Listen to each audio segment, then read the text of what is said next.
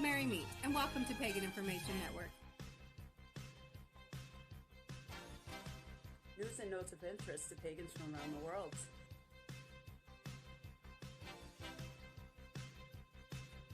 Let's see what came in off the broom. Welcome to Pagan Information Network. News and notes of interest to pagans from around the world. Let's see what came in off the broom. NPR reports that the EPA has erected new barriers when dealing with what science they use when regulating pollution. The rule goes into effect today and will apply to all future EPA regulations. Only studies that are based on underlying data that is public will be allowed. These studies being excluded are not small or unverified. The EPA and Trump contend that the rule will build public trust, but scientists and public health officials warn that this new approach will put the health of Americans at risk. In an email written by Sudeep Parikh, chief executive of the national science advocacy group American Association for the Advancement of Science, wrote, "This rule will enable the exclusion of highly relevant scientific evidence from the policymaking process and directly impedes the EPA's ability to use the best data and evidence in its mission to protect human health and the environment." Stay tuned for more.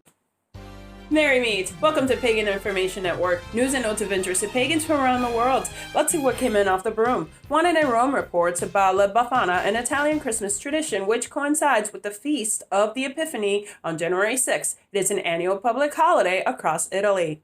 In the popular fairy tale version, the story goes that the wise men invited a witch-like woman, or Strega, to join them on their journey to bring gifts to baby Jesus. She initially refused due to being too busy with housework, but then tried to follow them. Unable to find Jesus, the kind-hearted Befana gave the toys to other children. Children who have been good normally receive sweets, while others who have misbehaved will get lumps of coal, which these days can be black rock candy. After depositing her gifts, the soup-covered old hag is known for sweeping up the house before hopping on her broomstick. Stay tuned for more. Merry meet. Welcome to Pagan Information Network. News and notes of interest to pagans from around the world. Let's see what came in off the broom.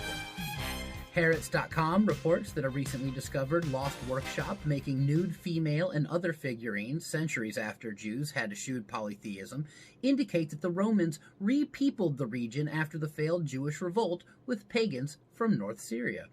The workshop had originally been unearthed in 1934, but somehow it was lost track of until this year.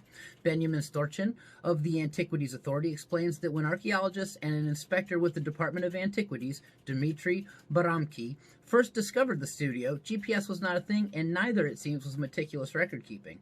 The rediscovery has yielded statues of women holding their breasts or genitals, horses and riders, and other animals, showing that ancient Palestine had not always been the Abrahamic center it is today. Though the figurines did not yield their purposes, they did yield an understanding on Palestine's pagan past. Stay tuned for more.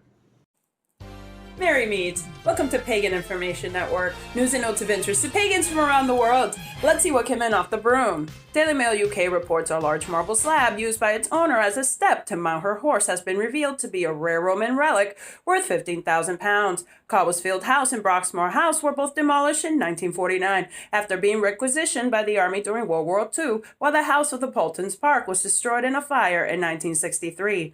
The slab may have been recovered from the rubble of one of these sites and transported to its present location. Its owner was doing some sort of work in the garden shortly after moving in when they found the artifact covered in mud, meaning the inscription was not visible. Over time, the dirt washed off to reveal the wreath and the inscription, "The people, the young men, Demetrios of Metrodoros of Lycos." Stay tuned for more.